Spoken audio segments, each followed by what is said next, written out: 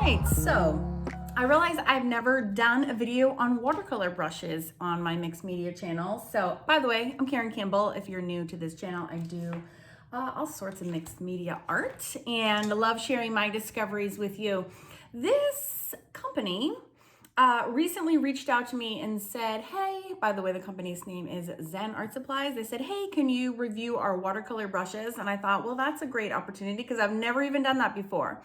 So what I did is I actually pulled out my favorite watercolor brushes, and I thought I would just do a really quick explanation on why they're my favorites. Like what is it about these brushes that makes them my favorite? And I was gonna actually run to Amazon and just see how much these would cost, but I thought it would actually be a more valid test because I don't want to be biased in any way. I'm actually just going to use them for a whole project. And then if I like them or not, I will let you know. And yeah, and then I'm going to find out what they cost. And then I can better yet tell you if I think they're a good value, they're a good deal, if they're amazing, and then they end up costing a whole bunch, then that would make sense. If they don't work that awesome and then they end up being really expensive, then that's not something that I would really recommend. If they are super amazing and they're also expensive, then I'll be like, well, it's totally worth it because they were awesome. So blah, blah, blah. I'm going to make an art project. You're welcome to sit around and watch, enjoy the music, or you can skip ahead to my final analysis and I will let you know. Just so you know, I'm comparing them against 3 other types of brushes. One is the black velvet, silver black velvets. They're very well known, very high-end and beloved brand of watercolor brushes. The other one is by Creative Mark, and these are not animal fur. What I like about the black velvet, I'll just tell you straight off the bat, is that they are used squirrel fur, which I know that sounds bad, but they make really good brushes. And then my other set of favorites are by Polina Bright. If you do not know who Polina Bright is, she is amazing. Look her up on YouTube. She's amazing, but she makes and sells these brushes. And I really like them. They're from Australia, so they're a little bit pricey because of shipping, etc., but well worth it. So I'm not cheap. If there is an art supply that's knocking my socks off, I'm happy to pay for it. So I'm excited to really put these new brushes to the test and let you know what I think. And then, yeah, we'll have the final score at the end. All right, so here again are my favorite brands that I wanted to just, this is like in my head what I'm comparing them to. So I just want to do a really quick rundown of things that are important to me with my watercolor brushes. The first one is shape, and actually with shape, I'm particularly talking about the rounds. So what I noticed after years with only working with the silver black velvets is that their round brushes, as you can see, kind of like just after halfway up the brush, they start to taper, and that allows them to keep this kind of permanently shaped tip. What I found out when I stopped using these and started experimenting with other brushes is that that's actually not my favorite brush shape for browns. What I prefer is something like Polina's brushes where they're almost the same length the whole way through.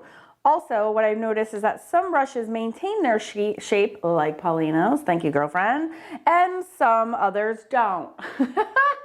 Okay? So it obviously depends on the kind of hair that they're using. These are synthetic, this is real, so that's a major factor as well. And of course, when I wet this, you know, it does resume, it can resume a little bit more of its shape, not this poor one. Okay, but again, to show you the difference between this round, this round, and this round, you can see the tapers are all kind of begin at different places. This one's the farthest back, that's the left one is the most expensive of these 3. This one is, actually I didn't do a cost comparison, but this one you can see the taper begins right at the end, and this one has hardly any taper where the brushes are all the same length. This turns out is my favorite. This will vary per person, so this doesn't mean that I am right and this is the right answer. It just means this is what I just personally like. And I found that out by finally switching away from these and trying some different products.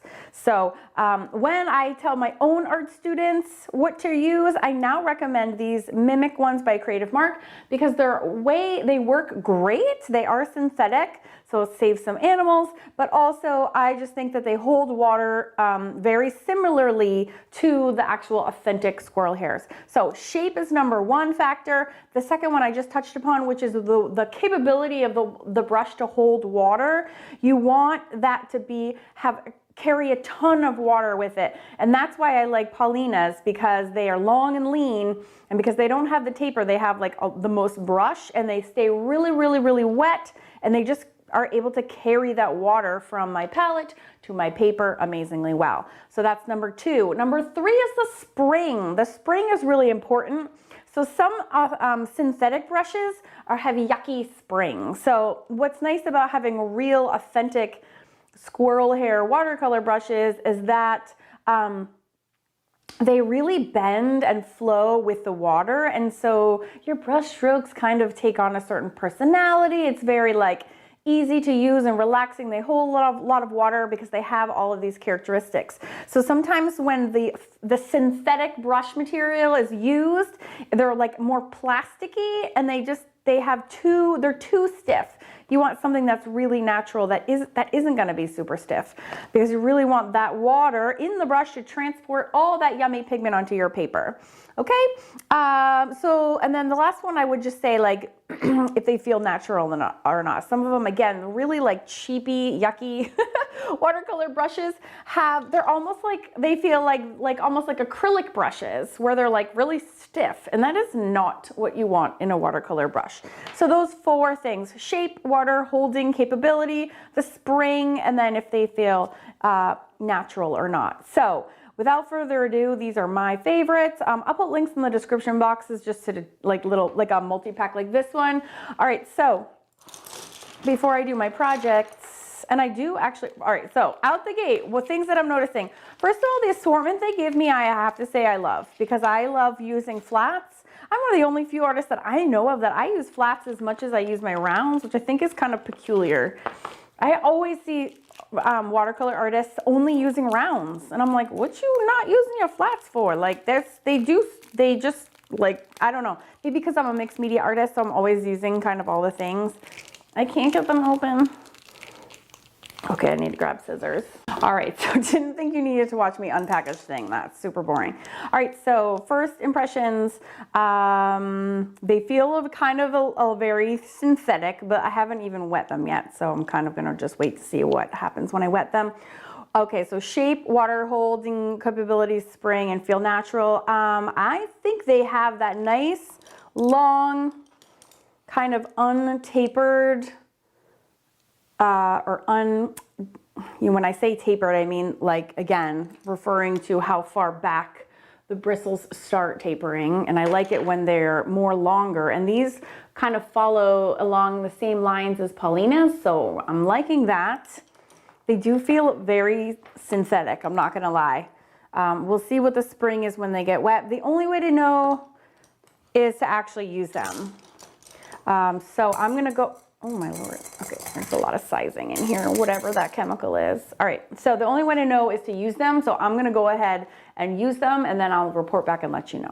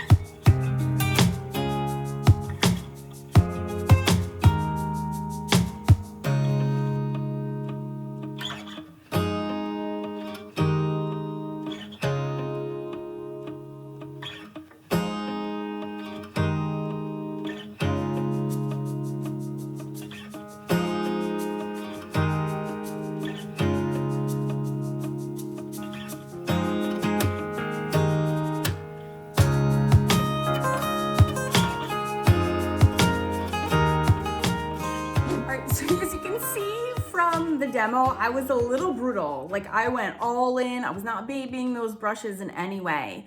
I had a chance to look them up on Amazon, and the very expensive, the silver black velvet brushes that I know a ton of watercolor artists use, you can buy a multi 3-pack for about 47 bucks. And that is in line with what I've always paid for mine. I've bought a bunch of these individually at Jerry's Artorama, which is my local art store. And they cost upwards of 30 bucks, depending on the size. So I'm not surprised that that's how much they run on Amazon.